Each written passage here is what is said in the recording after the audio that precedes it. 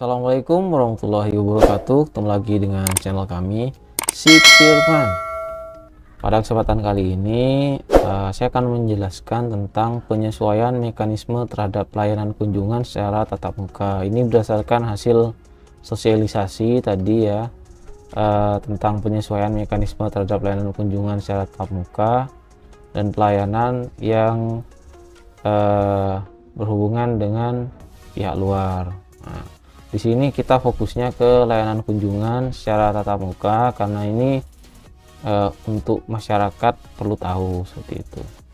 Sedangkan untuk pelayanan pembinaan yang menggunakan hubungan dari pihak luar, ini cukup internal saja yang tahu.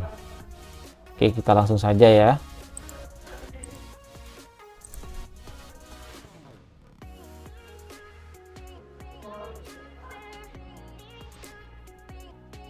Nah, untuk layanan kunjungan secara tatap muka ini, penyelenggaraan layanan kunjungan dilaksanakan secara terbatas.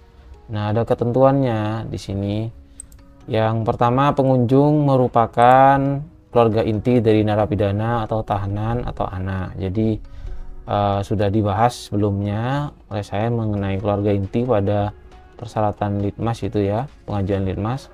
Jadi dua vertikal, dua horizontal. Jadi misal kakek, nenek ya, cucu, anak, kemudian saudara, kakak atau adik, kemudian sepupu, nah, itu diperbolehkan. Kemudian yang kedua, jika memang bukan dari keluarga inti, penasehat atau kuasa hukum yang dibuktikan dengan surat kuasa. Jadi di sini pengacara boleh ya, tapi harus dengan surat kuasa.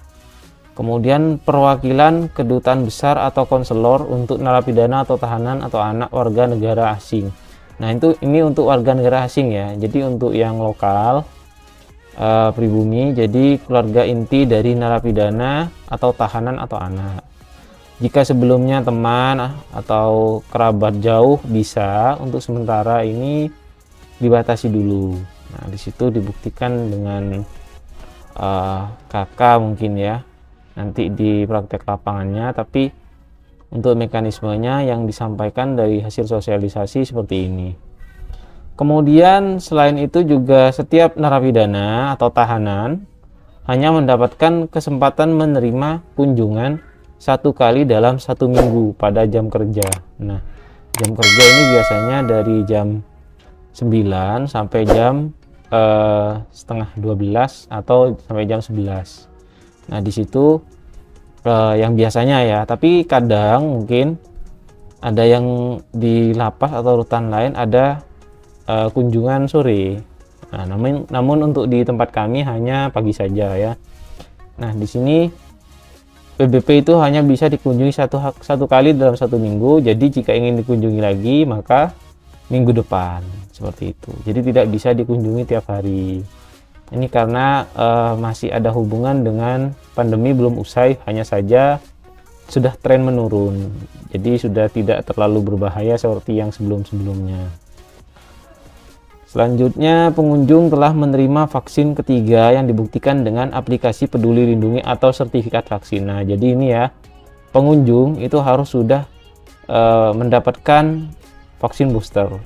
Buktinya itu bisa kalau yang punya Android menunjukkan dari aplikasi Peduli Lindunginya, atau jika memang tidak punya HP Android untuk memberitahukan aplikasi Peduli Lindungi yang sudah ada keterangan sudah menerima vaksin ketiga, bisa menggunakan sertifikat vaksin. Jadi ditunjukkan sertifikat vaksinnya sampai sertifikat vaksin ketiga. Nah, bagi pengunjung yang belum menerima vaksin secara lengkap, ini ya pengunjungnya. Jadi misal keluarga inti di situ wajib menunjukkan rapid swab antigen dengan hasil negatif. Atau surat keterangan tidak dapat menerima vaksin karena alasan kesehatan dari dokter instansi pemerintah. Nah, ini jadi dokter instansi pemerintah ya. Jadi kalau pihak swasta, mohon maaf tidak kami terima seperti itu.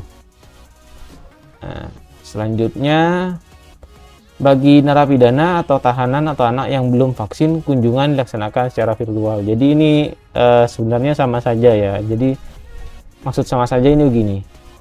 Narapidana atau tahanan ataupun pengunjung itu harus sama-sama sudah vaksin yang ketiga agar bisa layanan kunjungan tatap muka ini dinikmati oleh PBP ataupun oleh pengunjung. Jadi jika salah satu tidak terpenuhi maka tidak bisa.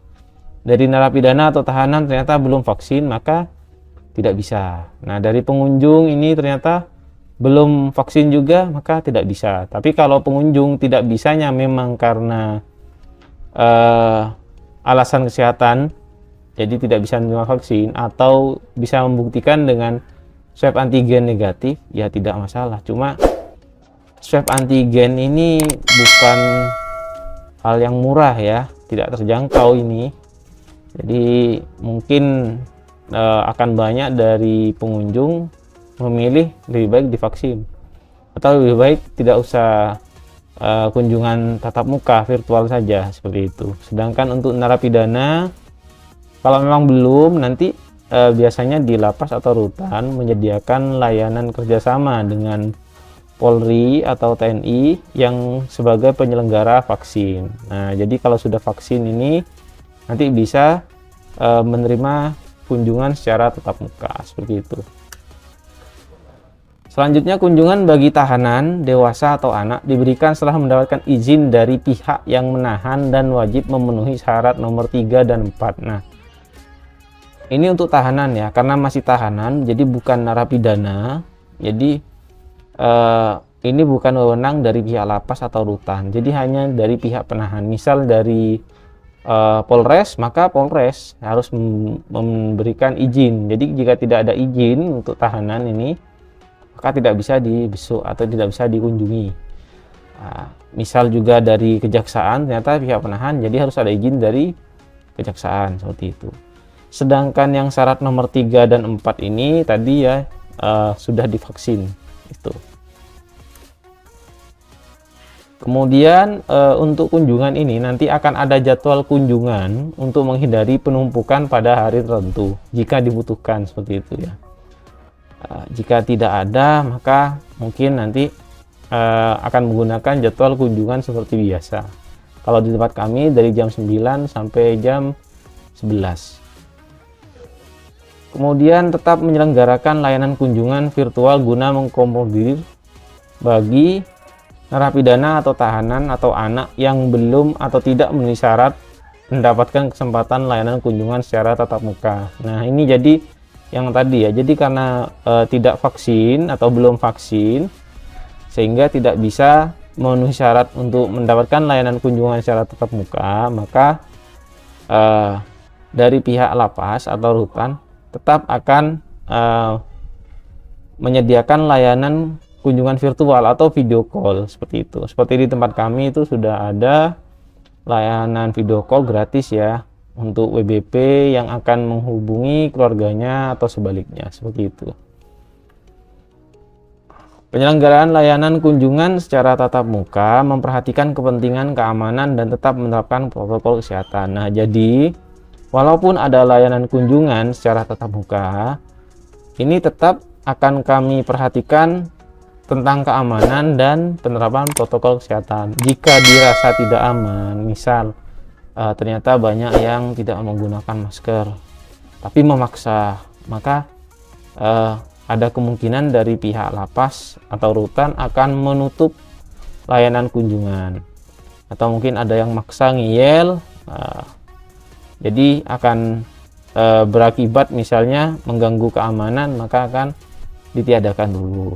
Tapi biasanya nanti mungkin besok atau lusa akan diadakan lagi asalkan keadaan aman. Dan bagi pengunjung ya ataupun bagi WBP menerapkan protokol kesehatan. Jadi cuci tangan dengan sabun dulu ya sebelum masuk ke dalam lapas. Biasanya kami sudah menyediakan itu ya. Untuk di lapas tempat saya bekerja ini sudah ada wastafel di depan ya. Jadi bisa cuci tangan sebelum masuk ke dalam lapas. Kemudian harus menggunakan masker. Kalau masker silahkan disediakan sendiri karena harganya saat ini sudah cukup terjangkau ya. Satu pak isi 50, 20.000 atau 10.000 sudah terbeli seperti itu. Nah, untuk yang lain mungkin tidak ada, yang intinya itu saja. Nah, ini patut diingat, tiap lapas atau rutan dapat menyesuaikan pelaksanaan sesuai dengan keadaan di lapas atau rutan masing-masing. Nah, walaupun secara intinya tadi ya sudah ada pedomannya, namun tetap dilihat dari keadaan di lapas dan rutan masing-masing. Misal di satu lapas ada kunjungan pagi dan sore, jadi tidak bisa disamakan dengan di lapas lain. Misal di lapas kami kunjungan itu hanya pagi, jadi untuk sore tidak ada, seperti itu.